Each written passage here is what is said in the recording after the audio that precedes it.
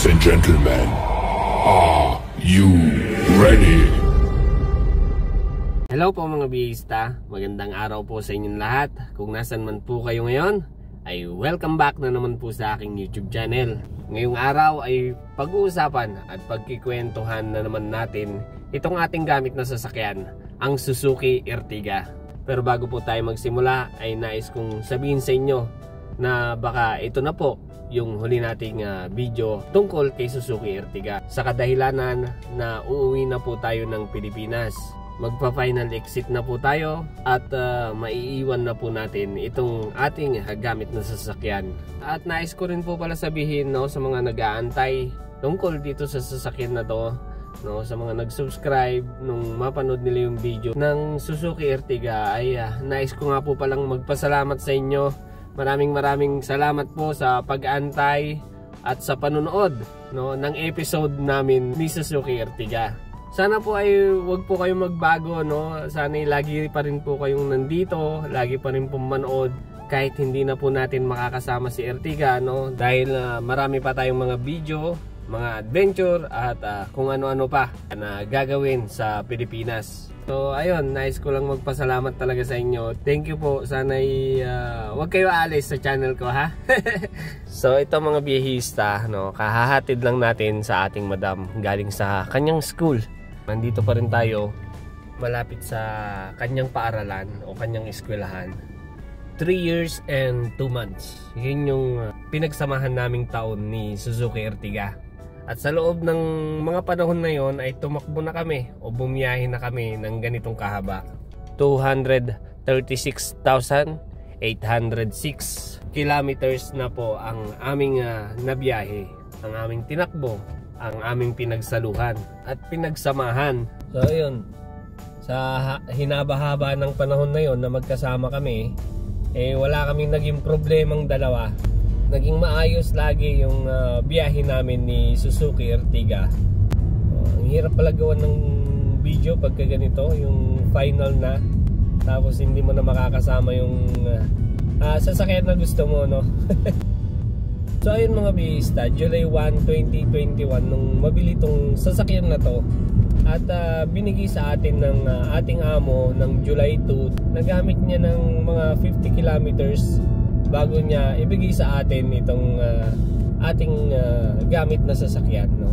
Siguro tinesting niya muna, no, inikot-ikot, iginala-gala muna ng 50 kilometers bago niya ibigay sa atin. Pagkabigay naman sa atin ng ating boss ay ginamit agad natin ito, no, sa pagsundo kay madam. Tapos sa araw din na yun ay bumiyahe tayo ng probinsya. At halos naka 600 kilometers ata tayo nun, no? Sa loob lamang po ng isang araw, first day ni Suzuki Ertiga, ganun agad ang binyahe naming dalawa. So ayun mga biyahista, hanggang ngayon ay ganun pa rin si Suzuki Ertiga, no? Maganda pa rin siya, maayos pa rin siya manakbo. Wala pa rin siya mga nagiging major problem. Kung meron man nasisira sa kanya ay mga maliliit na bagay lang, mga minor lang na madaling palitan, tulad po ng mga wiper, gulong, air filter, fuel filter, AC filter. Ayan yung mga minor problem lang na kailangan palitan. Pero bukod doon sa mga makina ay wala pa pong nagagalaw sa kanya. At ganun pa rin po mga biyahista, ang maintenance pa rin natin sa ating gamit na sasakyan ay change oil lamang po. Ganito pa rin pala manakbo si Suzuki Ertiga mga biyahista. Ganito pa rin siya katahimik at kaganda manakbo. Ayan, tumatakbo tayo ng 110 kilometers per hour ngayon dito sa daan papuntang Azizia, no? At ito pa rin, ayos na ayos pa rin yung takbuhan ni Suzuki Ertiga sa loob ng 3 taon na ang maintenance lang ay change oil. Napakatahimik pa rin ng makina nito guys, no? Kung hindi lang maugong yung gulong natin dahil pasira na, no? Kung maayos lang sana yung gulong ay napaka smooth, parang bago pa rin kasi maganda pa yung makina niya. Ayan pa rin siya, no? Kayang-kaya pa rin nating isabay itong ating sasakyan sa mga nagbibilisang sasakyan. 110. So yan po yung speed limit dito, kaya hindi tayo susobra. 110 lang yung itatakbo natin. So ayun po mga biyahista, nakauwi na po tayo dito sa ating bahay at nahilamusan na natin ng tubig si Suzuki Ertiga, no? Nilinisan natin siya ng konti at ito po ang kanyang itsura. Napakaganda at napakakinis pa po niya, no? May mga konting scratch lang siya, nakukuha natin to sa parking, no? Ayan, tulad niyan sa gilid. Yan, kita. Ito. Yung mga nakakasabayan natin sa parking. So, pag nagbukas sila ng pinto, bara-bara, no? Kaya tinatamaan yung ating sasakyan. Pero okay lang naman daw yon, sabi ni madam, wala naman daw problema. So ayan, ganyan pa siya kakinis guys, sa loob ng 3 taon at 2 buwan. Tingnan naman natin sa loob. So tingnan nyo naman guys, yung ating gamit na sasakyan, ang Suzuki Ertiga. Diretso yung gamit sa kanya, pero napakatibay pati ng mga upholstery niya, no? Wala pang napupunit dyan, kahit dire-diretso sakay ng mga amo natin. Naglalaro-laro yung mga bata, sampa rito, sampa doon, no? Walang nagiging problema sa kanya, maski upholstery ay matibay. Ito naman, start natin. So ayan siya, aircon, gumagana, no? Pero ngayon init na init tayo kasi mainit na rito sa labas. Mainit na nung naglinis tayo. Ang oras na po natin ay 10:14 na po ng umaga. So ito na po yung kanyang tinatakbo, 236,800, no? Radyo ayos, di ba? Baka makapiright pa tayo.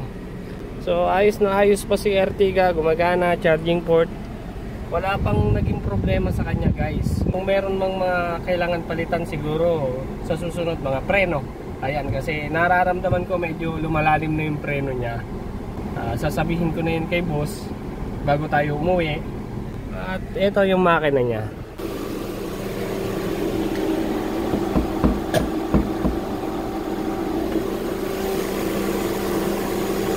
So hanggang ngayon, ganyan pa rin kaganda yung tunog ng kanyang makina. Meron pang aircon niya na, subukan natin patayin yung aircon niya para marinig nyo yung makina niya ng maayos.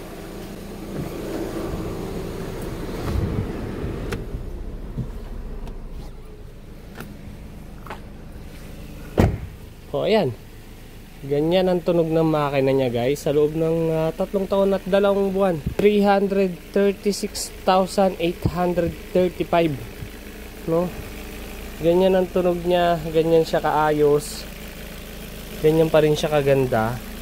So actually hindi ko nga binubuksan yung makina niya ngayon. Wala akong ginagawa sa kanya kahit sukatin yung langis. Hindi ko sinusukat dahil alam ko naman na hindi siya nagbabawas. At pagdating ng 10,000 kilometers, doon lang tayo nag-change oil. Doon lang nabubuksan to. So ganyan siya katibay guys, ganyan siya kaganda. So talagang manghang-mangha ako sa sasakyan na to. Gandang-ganda ako, tibay na tibay ako sa kanya hanggang sa ngayon, no? Hindi na biro yung tinakbo namin, 336,000. Talagang sagaran na yon. Tapos change oil lang yung maintenance namin. Wala kaming ibang ginagawang maintenance, no? Malupit talaga yung Suzuki. Hindi to sponsor ha. Talagang gusto ko lang sabihin yung totoo about sa sasakyan na to, kasi hindi niya naman tayo binigo, hindi niya naman tayo itinirik, hindi niya tayo pinahiya, no? Kung ano siya nung una nating kinuha, ganun pa rin siya hanggang ngayon. May mga nagbago lang, no? May mga konting pagbabago, may mga tumutunog na pag umaarangkada ka, lumalagitik, tik-tik-tik-tik-tik, gumaganon. Pero nawawala rin siya kaagad. Nakita na rin ng boss natin yon at sabi niya, siya na raw bahala. So bukod doon, ayos pa rin siya manakbo, nakita nyo naman kanina. So wala talaga akong ibang masabi kay Suzuki Ertiga. So, kung plano nyo kumuha ng ganitong sasakyan, go na kayo dahil maganda talaga. maayos gamitin, relax. Power steering, no? Napakalambot pa rin guys. Nakahinto tayo. At ito, napakaganda. Mga cambio, walang nagbabago sa kanya, maayos pa rin siya. So ito, mga power window, gumagana lahat, no? Walang problema. Ito lang, halos di ko minubuksan kasi yung tint niya, no, patanggal na. Pag binuksan mo, sumasabit. Ayan. Kaya halos di ko na siya binubuksan. Pero lahat ng power window niyan guys, gumagana. No? Napaka-smooth pa ni Ertiga. Napakaganda pang gamitin. No? Tatagal pa. Pero sana mas maganda, ipa-check up na ni boss para mas ma-preserve pa yung kagandahan ng sasakyan na to. Kumbaga, maayos pa naman ngayon pero mas gaganda pa uli, magiging mas parang bago pa uli kasi kung ngayon nga lang maayos na di pag pina-check up pa to, di mas lalo, di ba?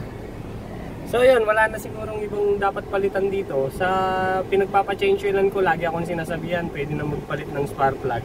Sinabi ko na rin yung kay boss, no, siya na siguro bahala lahat, no, kung kailan niya gustong papalitan, o papalitan ng gulong, spark plug, at kung ano-ano pa. So basta ako, eto, nagawa ko yung ganitong biyahe na walang maintenance, change oil lang. Nasa akin yung sasakyan, ganun lang ginagawa ko, biyahe lang ng biyahe, at change oil lang ng change oil.